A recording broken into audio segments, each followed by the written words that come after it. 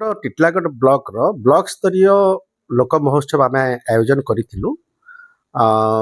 ଏହାର ଲକ୍ଷ୍ୟ ଉଦ୍ଦେଶ୍ୟ ହେଉଛି ଯେ ଆମର ବିଭିନ୍ନ ଯେଉଁ ଆମର ପାରମ୍ପରିକ ଲୋକ କଳା, ଲୋକ ସଂସ୍କୃତି, ଲୋକ ସଙ୍ଗୀତ, ଲୋକ ନୃତ୍ୟ, ଲୋକ ବାଦ୍ୟ ସେଗୁଡ଼ାକ ଯେଉଁ ଧୀରେ ଧୀରେ ଲୋପ ପାଇଯାଉଛି ତାକୁ କେମିତି ଆମେ ପୁନର୍ଜୀବିତ କରିବା, ପୁନରୁଦ୍ଧାର କରିବା ଏବଂ ତା ସହିତ ଆମ କଳାକାରମାନେ ଯେଉଁ ଗାଁ ଗହଳିରେ ସେମାନେ ରହିଯାଉଛନ୍ତି, ସେମାନେ ଗୋଟେ ଭଲ ପ୍ଲାଟଫର୍ମ ପାଇପାରୁନାହାନ୍ତି।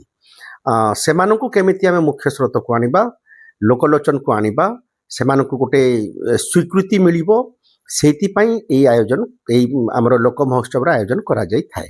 ତ ଆଜି ଆମର ଟିଟିଲାଗଡ଼ ବ୍ଲକର 24ଟା ଗ୍ରାମ ପଞ୍ଚାୟତର ବିଭିନ୍ନ ଗାଁରୁ ଅନେକ ଆମର କଳାକାରମାନେ ଆସିଥିଲେ। ଆମର ପାରମ୍ପରିକ ଗୀତ, ନାଚ, ବାଦ୍ୟ ସବୁ ସେମାନେ ଏଠି ପରିବେଷଣ କରିଥିଲେ। ଆଉ ଏଠି କଳାକାରମାନଙ୍କ ପାଇଁ ଗୋଟେ ଭଲ ସୁଯୋଗ ଅଛି ଏଠି ଯେ ସେମାନେ ଏଠି ଭାଗ ନେଲା ପରେ ଆମର ବିଚାରକ ମଣ୍ଡଳୀ ମାନେ ଯେତେବେଳେ ସେମାନଙ୍କୁ ଗୋଟେ କଳାକାର ଭଳିଆ ସେମାନେ ବିଚାର କରିକି ଯେତେବେଳେ ତାଙ୍କୁ ଆମେ ଗୋଟେ ପ୍ରମାଣପତ୍ର ଦେଉଛୁ, ଆମର ସେ ପ୍ରମାଣପତ୍ରକୁ ସେମାନେ ବ୍ୟବହାର କରି ସେମାନେ ପରବର୍ତ୍ତୀ ସମୟରେ ଗୋଟେ ଆମର ସରକାରଙ୍କ ତରଫରୁ ଯେଉଁଟା ଅଛି ଆମର କଳାକାର ଭତ୍ତା ପାଇବା ପାଇଁ ସେମାନେ ଯୋଗ୍ୟ ବିବେଚିତ ହେଇଥାନ୍ତି, ଯାହାକି ଗୋଟେ କଳାକାର ପାଇଁ ଗୋଟେ ଯଦିଓ ଛୋଟିଆ ଆର୍ଥିକ ପ୍ରୋତ୍ସାହନ ହେଲେ ମଧ୍ୟ ଗୋଟେ ସେମାନଙ୍କ ପାଇଁ ଗୋଟେ ବହୁତ ବଡ଼ ସାହାଯ୍ୟ କରିଥାଏ।